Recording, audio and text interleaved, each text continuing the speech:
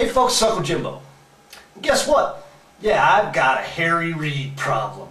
Yeah, I know. Been down this road before on a pretty regular basis. Heck, Kev even called me Captain of the Obvious for pointing out that Harry Reid said something else stupid about the war. The problem is, Harry's the majority leader of the Senate, and cahoots with his House Harridan, Madam Pelosi, those two are taking active steps, again, to undermine our war efforts. And there is no other way to describe what they're doing. Right now, they sent a letter to President Bush stating that the surge has failed. The surge has failed.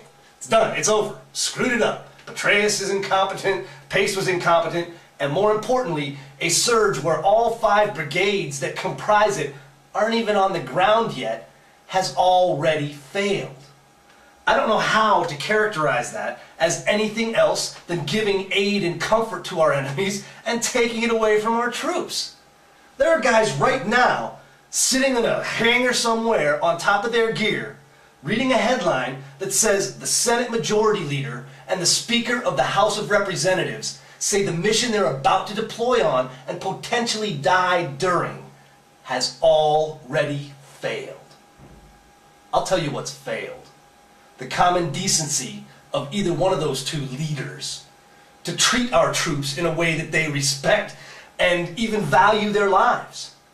They have right now made it more likely that the enemy will resist. They have also told those troops before some of them have even left and while some of them are in the present tense fighting and being shot at by our enemies. They told them that the cause you're fighting for is lost and your mission is a failure. That's grotesque. I refuse to believe that that is where the leadership of the Democratic Party of the United States of America has devolved to. And yet, I'm not making this up. I wish I was making this up, but I'm not making this up. That's what Harry Reid said.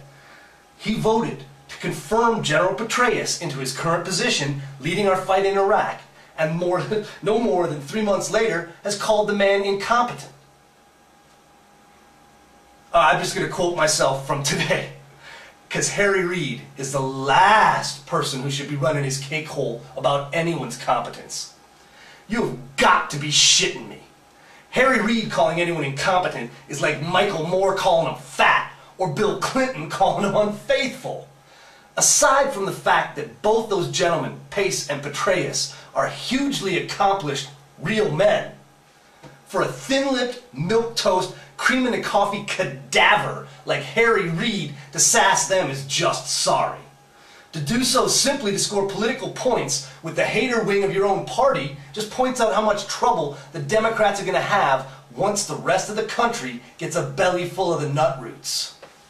Wouldn't you just love for Generals Petraeus, Pace, and Senator Reid to meet in a men's room somewhere and have the 2 men of the group give him a swirly before reminding him that he's not invited on the porch with the big dogs and he might do well to hush his sorry cake hole? Harry Reid has lost any possibility of painting the Democrats as a party that's serious about national security or the war. He's a scumbag politician willing to sell out the lives of men better than him so that he can distribute some more pork. That's sorry. Oh, and it might look like a peace sign, which I believe, but it is a V for victory.